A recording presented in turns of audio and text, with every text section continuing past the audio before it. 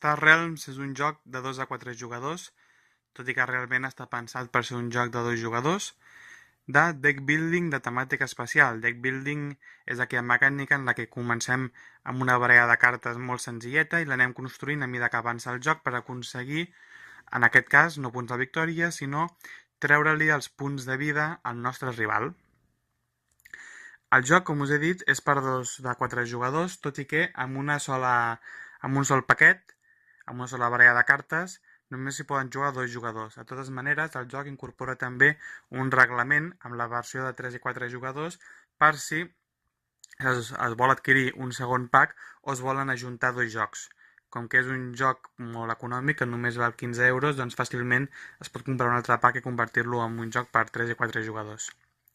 Com funciona? Doncs com tots els deck building, nosaltres tenim aquí una petita baralla de cartes i haurem d'anar comprant aquestes cartes de naus i de bases espacials per aconseguir destruir el nostre enemic i aprofitar-nos de les seves habilitats. El primer jugador començarà traient 3 cartes, el segon jugador en traurà 5 i a partir d'aleshores sempre se'n robaran 5. Els jugadors comencen amb aquestes cartes, que la majoria són cartes de la nau rastreadora, que bàsicament el que fa és proporcionar una moneda. Això vol dir una moneda, això vol dir un atac. Per comprar les cartes d'aquí ens haurem de fixar amb les monedes que hi ha a la part superior de la carta. Què puc fer en el meu torn? Per l'ordre que vulgui, jo puc atacar, puc fer servir les monedes, puc fer servir les debilitats de les cartes, etc. En aquest cas, podria pagar 2 monedes per endur-me'n una de les naus que hi ha en el taulell, per exemple, aquesta d'aquí. I aquesta d'aquí no va directament a la meva mà, sinó que va a les cartes descartades.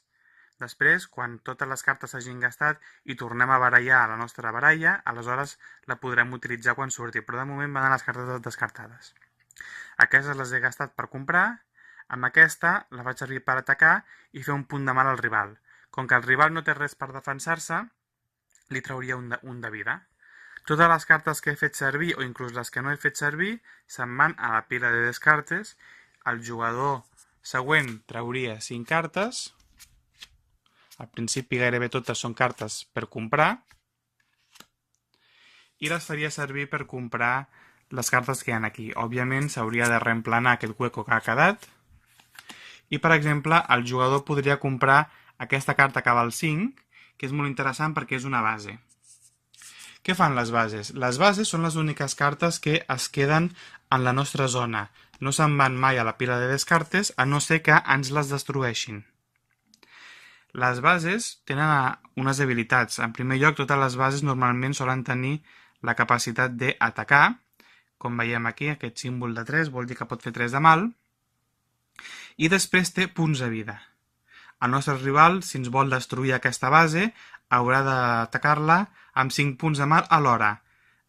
Sempre que, si nosaltres no aconseguim destruir una base en un mateix torn, al següent torn la base torna a tenir el màxim de vida. No perd la vida i es queda amb menys de vida. No, l'hem d'aconseguir destruir en un sol torn, en un sol atac.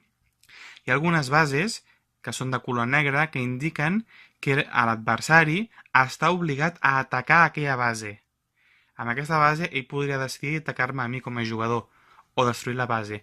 Si fos negre estaria obligat a atacar aquella base fins que la destruís.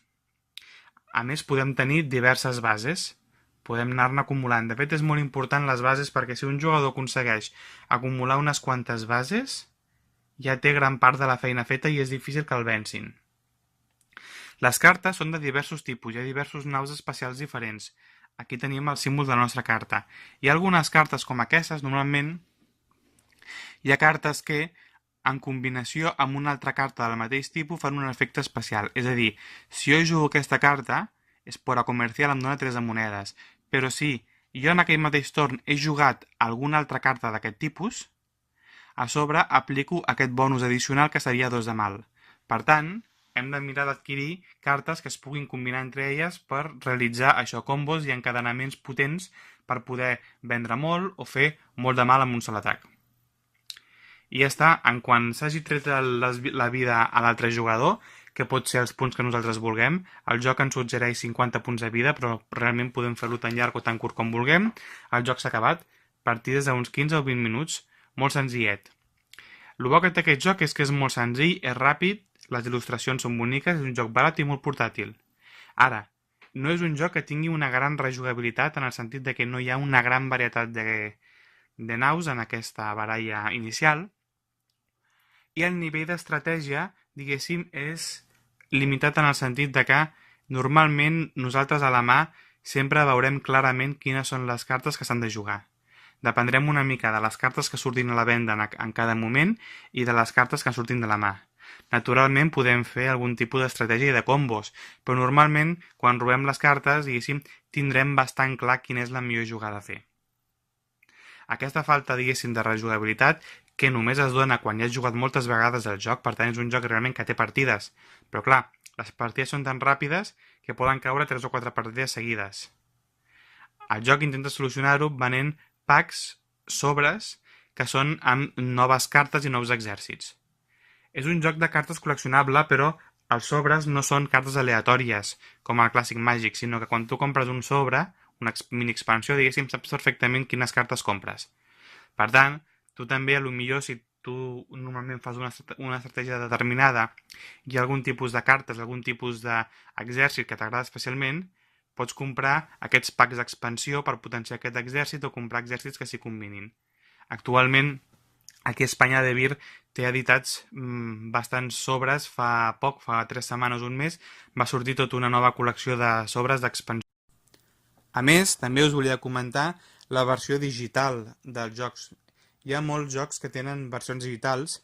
Normalment no les comento perquè no les jugo, entre altres coses perquè o bé no m'atrauen la versió digital o bé perquè em fa mandra també comprar-les. Però les Star Realms a Steam tenim una versió gratuïta que és molt completa. Hi ha una versió de pagament, que em sembla que són 5 euros, però podem descarregar la versió gratuïta, que la versió gratuïta ja té molt de contingut, té, diguéssim, la baralla inicial, aquesta que us he ensenyat, té un modo campanya, per tant, ja té bastant contingut perquè el puguem jugar digitalment, i si és un joc que més o menys us fa el pes o us fa gràcia, com vaig fer jo primer vaig descarregar la versió gratuïta de Steam i vaig jugar bastant i com que vaig veure que em va agradar em vaig comprar el joc físic. És una bona manera de provar el joc i saber si us agrada sense gastar-vos res. De totes maneres, és un joc a recomanar especialment per a aquestes partides ràpides de 2 jugadors.